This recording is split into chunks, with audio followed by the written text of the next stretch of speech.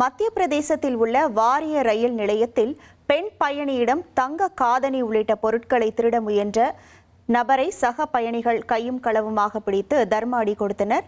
பின்னர் அவரை ரயில்வே காவல்துறையினரிடம் ஒப்படைத்த நிலையில் இந்த சம்பவத்தின் வீடியோ சமூக வலைதளங்களில் பரவி வருகிறது.